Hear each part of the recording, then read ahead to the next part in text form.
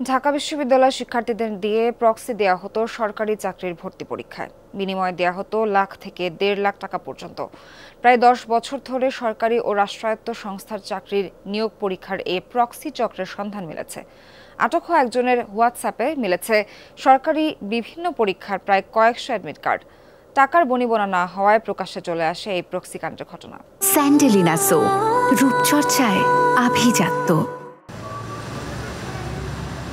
জয়পুরহাট জেলার পাঁচবিবি উপজেলার কাউসার আলী সরকারি চাকরির পরীক্ষায় প্রার্থীদের হয়ে প্রক্সি দেওয়ার শিক্ষার্থী ও প্রশ্ন সরবরাহ করাই তার কাজ। তার ব্যবহার করা মোবাইল ফোনের হোয়াটসঅ্যাপে রয়েছে শত শত চাকরি প্রত্যাশীর অ্যাডমিট কার্ড। শুক্রবার ঢাকায় আসেন জয়পুরহাট জেলা ছাত্রলীগের সাধারণ সম্পাদক আবু বক্কর সিদ্দিকী রেজার হয়ে পরীক্ষা দেওয়ার প্রার্থীর খোঁজে। আগেই চুক্তি হয়েছিল ঢাকা বিশ্ববিদ্যালয়ের শিক্ষার্থী সোলাইমান রবিনের সঙ্গে। পরীক্ষায় বসার জন্য 20,000 টাকা এবং পাশ করলে 1.5 লাখ টাকার চুক্তি হয় কাউসারের সঙ্গে। আমাদের জয়পুরহাট ছাত্রলীগের জেলা সেক্রেটারি আবু বক্কর সিদ্দিক, তার কলেজের নিবন্ধন লিখিত এক্সাম আছে, এই কারণে আমরা একটা প্রক্সি একজনের সাথে কথা বলে আমরা তাকে নেওয়ার জন্য এখানে আসছিলাম। তাদের সাথে মোবাইলে সব ডিলিংস কমপ্লিট করা হয়।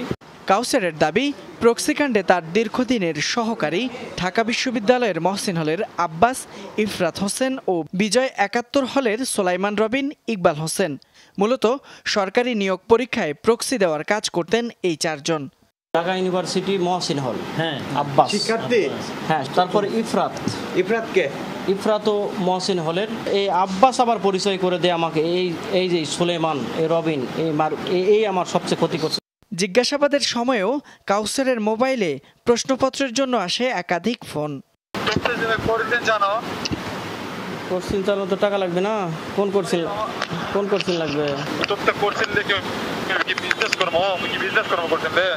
সবশেষ সোহরাওয়ার্দী উদ্যানে প্রক্সি পরীক্ষার টাকা নিয়ে সমঝোতা না হওয়ায় কৌশলে ঢাকা বিশ্ববিদ্যালয়ের সাংবাদিক সমিতির সদস্যদের কাছে কাউসারকে তুলে দিয়ে সটকে পড়েন সোলাইমান, পিয়ার সাকিব সহ অন্যরা।